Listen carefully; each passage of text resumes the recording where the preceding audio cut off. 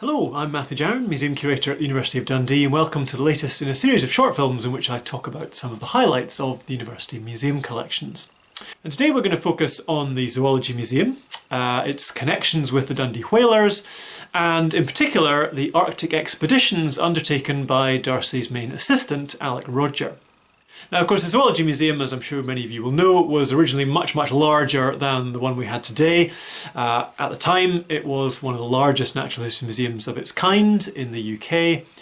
And although Darcy did a huge amount to collect and acquire specimens, much of the work of actually cataloguing and preparing those specimens fell to his assistant, Aleck Rodger. Now, Rodger had actually come to Darcy as a student. He was an evening class student. During the day he worked as an apprentice plumber.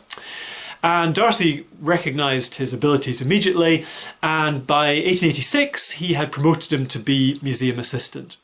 And Rodger spent a huge amount of time articulating skeletons, preparing the mounted specimens, and putting some of the marine specimens into jars. And indeed, many of the jars that we have today have Rodger's distinctive handwriting on them, which is just as well because it's a lot more legible than Darcy's.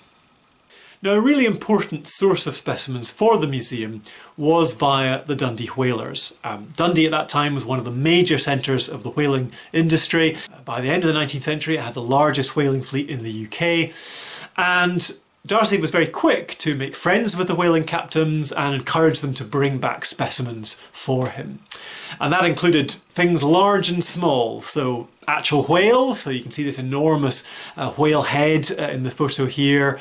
In 1886, Darcy noted the arrival of 9 little baby whales, the first stock of whale embryos perhaps that ever came under a naturalist's eye. And various other things such as narwhal tusks, musk ox, walrus, all sorts of different things like that were relatively easy for the whalers to bring back. And not only was Darcy adding those specimens to the museum, but because of his connections to the whalers, he was able to get various things that other collectors couldn't get. And he could therefore use those to swap duplicate specimens with other collectors and other museums around the world, and thus acquire all the many other things that we now have in the museum. But what the whalers weren't able to do was undertake more scientific collecting. And so in 1892, Darcy was able to persuade the owners of the whaling ship Eskimo and its captain, Geoffrey Phillips, to allow Rodger to accompany them on their annual trip to the Arctic. Now, it's worth saying that this was an incredibly dangerous thing to do. Ships would often get trapped in the ice, the crew would often have to fight for survival, very often there was quite significant loss of life. But Rodger was evidently really keen to undertake the mission. And Darcy later reported to the Royal Society of Edinburgh that Mr. Rodger was provided with dredges, tow nets and other appliances and was instructed to use all diligence in the collection of natural history specimens, both vertebrate and invertebrate. The course of the ship and the business of her people could not be interfered with for such a purpose, but by his own industry and by the great kindness of the master, Captain Geoffrey Phillips, Mr. Rodger's results have proved very considerable and compare well with those of some more costly expeditions. So the ship travelled up to the west of Greenland into Arctic Canada and stopped off at St John's in Newfoundland.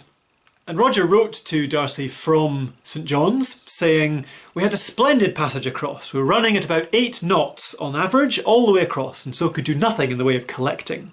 St John's is a splendid natural harbour but of little use for dredging or netting."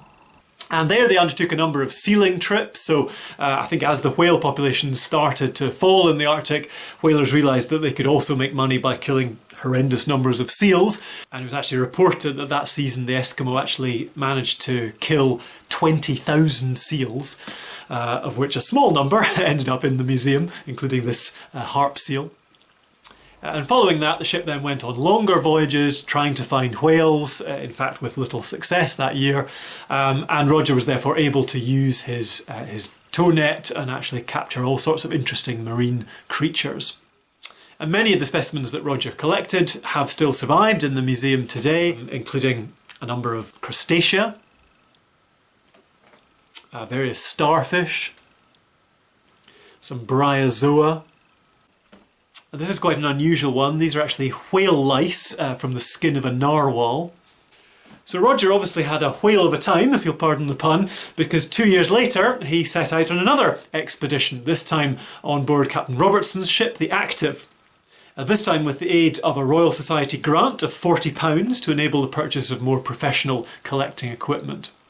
And in fact, this was one of 2 collecting expeditions that Darcy was able to organise that year, because while Rodger was on the Active, one of Darcy's students, David Dixon, went on another whaling ship, the Eclipse.